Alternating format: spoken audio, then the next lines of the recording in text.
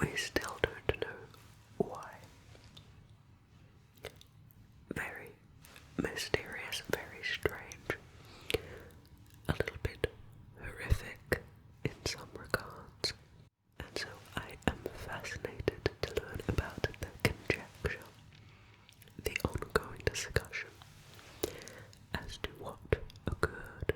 And even though it happened a while ago, there was some analysis in the early 2000s to keep us updated. Before we begin, I'll quickly remind you, it's my dream to make these videos full time. Making ASMR videos is my favourite thing to do. And if you want to support me in this endeavour, I have a Patreon where I upload all of these videos without YouTube advertisements. I would like to say, only if you are able and want to. Please feel no pressure at all. I'm very grateful that you are here, spending time with me and relaxing. You could also like, comment, share or hype the video, or follow me on my various social media. But with all of that aside, let's learn together. I hope you can make yourself comfortable however it is that you do that. The Kentucky meat shower. The Kentucky meat shower was an incident that occurred for a period of several minutes between 11 a.m. and the 12th of noon, March the 3rd, 1876, where what appeared to be chunks of red meat fell from the sky in a 100 by 50 yard, 90 by 45 meter area near Olympia Springs in Bath County, Kentucky, United States. There exist several explanations, from blood rain to vulture ejecta, as to how this occurred and what the meat was. Although the exact type of meat was never identified, various reports suggested it was beef, lamb, deer, bear, or horse. Despite various theories, the exact cause of the Kentucky meat shower remains a subject of speculation and mystery. Now, the incident itself. On March the 3rd, 1876, a farmer's wife, Mrs. Crouch, was making soap on her porch when she reported seeing a piece of meat fall from the sky. She said she was 40 steps from her house when the meat began to hit the ground. Mrs. Crouch and her husband believed that the event was a sign from God. Mrs. Crouch is on record saying that it was snowing meat, and that the meat fell with a snapping-like noise when it struck. Joe Jordan, a grocer in the area, stated that the smell was offensive to the extreme, like that of a was covered by Scientific American, the New York Times, and other publications. Most of the pieces of meat were approximately 2 by 2 inches, 5 by 5 centimeters, and at least one was 4 by 4 inches, 10 by 10 centimeters. The meat appeared to be beef, but according to the first report in Scientific American, 2 men who tasted it judged it to be possibly lamb or deer. Writing in the sanitarium, Leopold Brandhaus identified the substance as nostoc, a type of cyanobacteria. Brandhaus gave the meat sample to the Newark Scientific Association for further analysis, leading to a letter from Dr. Alan McLean Hamilton, appearing in the medical record and stating the meat had been identified as lung tissue from a horse. The composition of the sample was backed up by further analysis, with 2 samples of the meat being identified as lung tissue, 3 as muscle, and 2 as cartilage. Brandeis' nostoc theory relied on the fact that nostoc expands into a clear, jelly-like mass when rain falls on it, often giving the sense it was falling with the rain.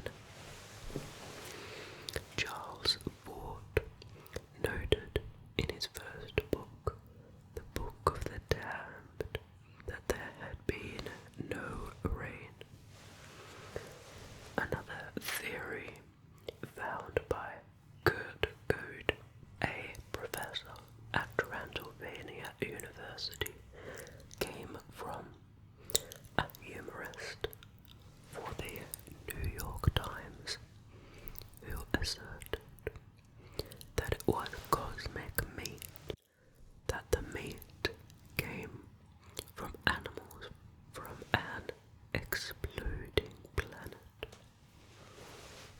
Locals favored the explanation that the meat was vomited up by either black or turkey vultures, common in Kentucky, who, as is their custom, seeing one of their companions disgorge himself, immediately followed suit. Dr. Louis D. Gastenbein presented this theory in the contemporaneous Louisville Medical News as the best explanation of the variety of meat. Vultures vomit as part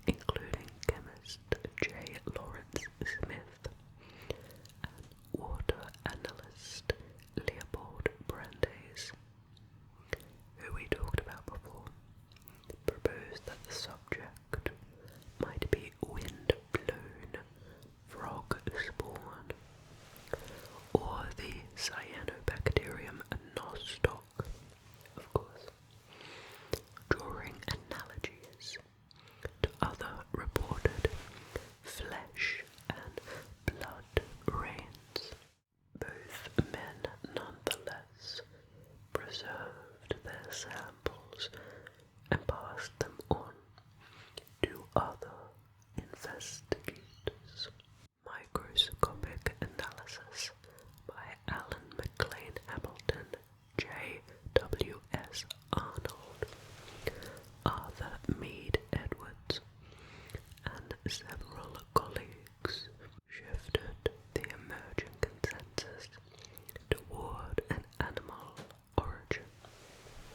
Hamilton and Arnold described structures consistent with mammalian lung tissue and reported their findings in the medical record, while later papers in the American Journal of Microscopy and Popular Science and related journals discussed additional specimens containing striated muscle, cartilage and connective tissue.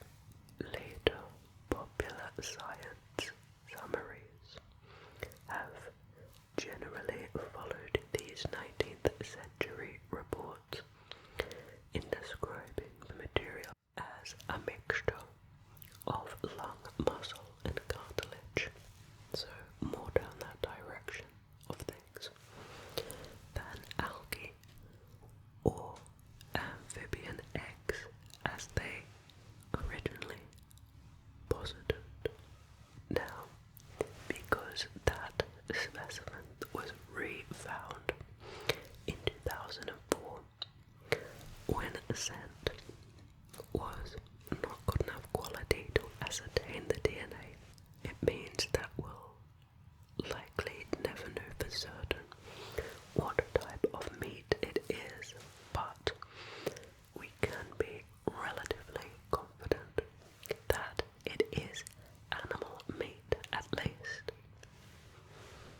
Now, as opposed to frog spawn or another material entirely. Now, did you know this? In 2024, Bath County History Museum opened a temporary exhibit for the Kentucky Meat Shower, showcasing the preserved piece from the event. Bath County started an annual festival in remembrance of the event. I wonder what they do at the festival. On the 149th anniversary, last year, a festival attracted nearly 500 visitors. They had exhibits, food vendors, and a mystery meat chili cook-off. Okay, that last idea makes a ton of sense. Now, how about its relation to animal rain? We have actually talked about the animal rain phenomena on the channel before. I made a short about it, so this is an interesting link. The Kentucky Meat Shower has been compared to other rare meteorological events such as animal rain. Animal rain is when small animals such as frogs or fish fall from the sky during storms or strong updrafts that lift the animals into the atmosphere and drop them miles away. A modern example of an animal rain event happened in Honduras in 1998, where multiple weeks